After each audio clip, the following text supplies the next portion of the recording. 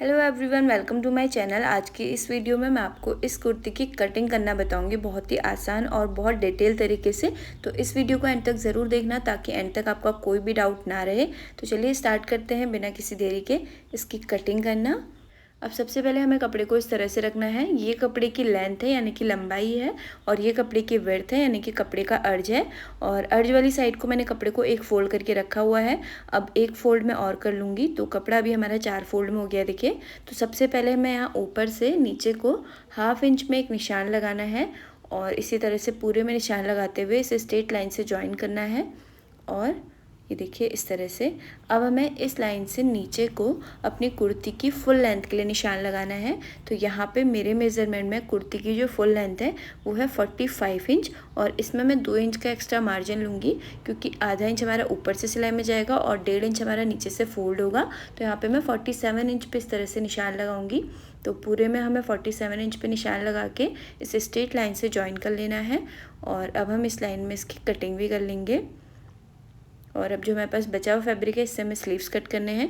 अब हमें सबसे पहले यहाँ पे शोल्डर के लिए निशान लगाना है। जितना भी आपके मेज़रमेंट में शोल्डर आ रहा है आप उसका हाफ़ कर लें। जैसे मेरे मेज़रमेंट में 14.5 आ रहा था तो उसका हाफ़ मैंने किया तो आया 7.25 इंच। तो यहाँ पे मैंने 7.25 इंच पे निशान लगा दिया है, और उसी निशान से नीचे को हम 1/2 इंच इस तरह से डाउन जाएंगे।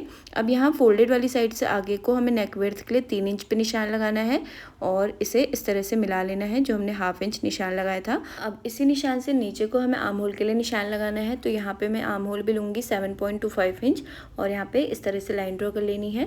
अब हमें यहाँ पे राउंड चेस्ट के लिए निशान लगाना है। तो जितना भी आपके मेज़रमेंट में राउंड चेस्ट आ रहा है आप उसको 4 से डिवाइड करें, और जितना भी आए उतने पे निशान लगा दें। मेरे मेज़रमेंट में चेस्ट था 36 इंच, 36 को 4 से डिवाइड किया तो आया 9 इंच। तो यहाँ पे 9 इंच पे निशान लगा दिया है। अब यहाँ ऊपर से नीचे को हमें एक निशान कमर के लिए 15 इंच पे लगाना है, और यहाँ पे एक निशान 22 इंच पे लगाना है राउंड हिप के लिए।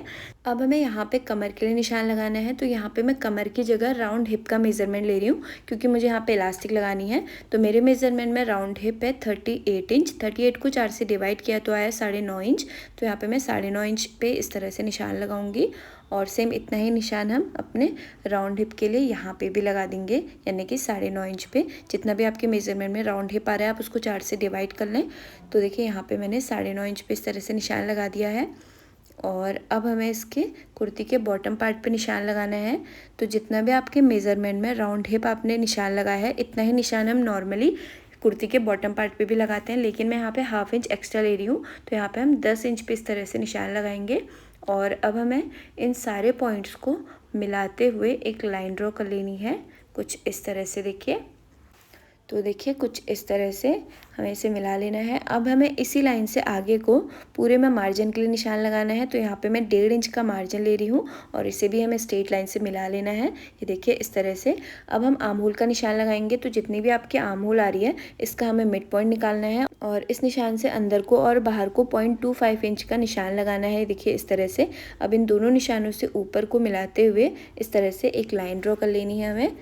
ये देखिए, और जो हमारा बाहर वाला निशान है इससे हम अपना बैक का आर्म होल का शेप देंगे, और जो अंदर वाला निशान है उससे हम अपना फ्रंट आर्म होल का शेप देंगे। तो अभी मैं यहाँ पे बैक आर्म होल का शेप दे रही हूँ। तो ये देखिए, अब हम फ्रंट आर्म होल का भी शेप दे देंगे यहाँ पे कुछ इस तरह से। तो यहाँ पे मैंने फ्रंट और बैक दोनों आर्म होल का शेप दे दिया है। अब हम इसकी कटिंग कर लेंगे। तो पहले हमें बैक आर्म होल को कट करना है, और सेम इसी तरह से मार्किंग में हमें पूरा कट कर लेना है। ये देखिए इस तरह से मैंने इसे पूरा कट कर दिया है।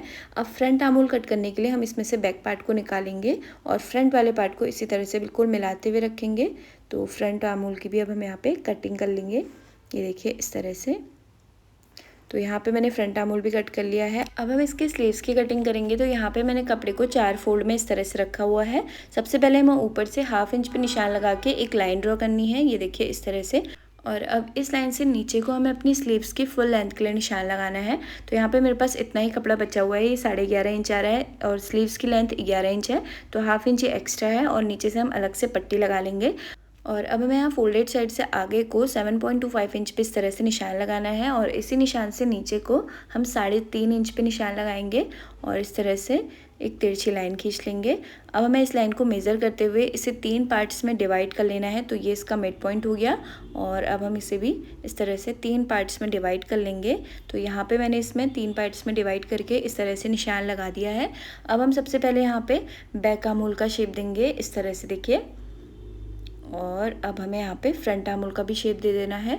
तो यहाँ पे फ्रंट और बैक दोनों आर्म होल का शेप मैंने दे दिया है। अब हमें बॉटम के लिए निशान लगाना है। तो यहाँ पे मैं 5.5 इंच पे निशान लगा रही हूँ और इसे इस तरह से मिला लूँगी और मार्जिन के लिए 1.5 इंच पे निशान लगा के इस तरह से एक लाइन ड्रॉ कर लेनी है। तो स्लीव की मार्किंग कंप्लीट हो गई है। अब हम इसे यहाँ पे इस तरह से कट कर लेंगे, ये देखिए। तो स्लीव को मैंने कट कर लिया है। फ्रंट आर्म होल कट करने के लिए हमें स्लीव्स को इस तरह से ओपन करना है और यहाँ पे जो फ्रंट आर्म होल का शेप मैंने दिया है इसमें ही हम इसकी कटिंग कर लेंगे। तो स्लीव की कटिंग हो गई है। अब हम इसके नेक की कटिंग करेंगे। तो नेक कट करने के लिए मैंने यहाँ पे फ्यूजिंग पेपर को एक फोल्ड करके रखा है। नेक विड्थ के लिए 3 इंच पे निशान लगाएंगे और फ्रंट नेक की डीपनेस मैं अभी यहाँ पे पहले 5 इंच रखूँगी और इस तरह से एक बॉक्स बना के इसमें राउंड शेप दे दूँगी, ये देखिए इस तरह से। अब हमें फ्रंट वाले नेक में नीचे से वी शेप चाहिए। तो हम यहाँ फोल्डेड साइड से आगे को 1/2 इंच पे इस तरह से एक निशान लगाएंगे और इस निशान से नीचे को हमें 2 इंच का वी नेक चाहिए। तो हम यहाँ पे 2 इंच पे निशान लगा के इसे वी शेप दे देंगे यहाँ पे, ये देखिए इस तरह से। अब यहाँ पे नेक का जो शेप है इसी शेप से आगे को हमें पूरे में 1.5 इंच पे निशान लगाना है और इसे इस तरह से मिला लेना है।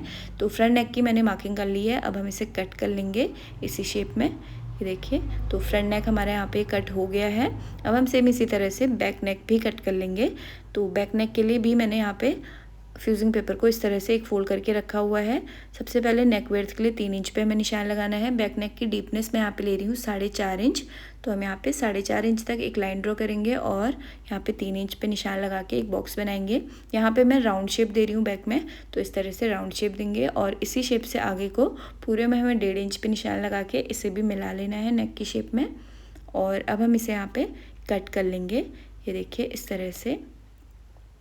तो बैक नेक भी हमारे यहाँ पे कट हो गया है। अब हम इसे मेन फैब्रिक में पेस्ट करेंगे। तो यहाँ पे मैंने रख लिया, देखिए ये राइट साइड है कपड़े की, ये रॉन्ग साइड है। तो कपड़े की रॉन्ग साइड के ऊपर मैंने दोनों नेक को इस तरह से रख के आयरन कर लिया है और यहाँ पे साइड से इसमें 1/2 इंच का मार्जिन लेते हुए इसे हमें इस तरह से कट कर लेना है। तो हमारे कुर्ती के सारे पार्ट्स की कटिंग हो गई है और इस कुर्ती की स्टिचिंग की वीडियो मैं आपके साथ बहुत जल्दी शेयर करूँगी। तो तब तक आप मेरे चैनल को कर दीजिए सब्सक्राइब और बेल आइकन को भी प्रेस कर देना, जिससे आने वाली वीडियो का नोटिफिकेशन सबसे पहले आए आपके पास। Thanks for watching.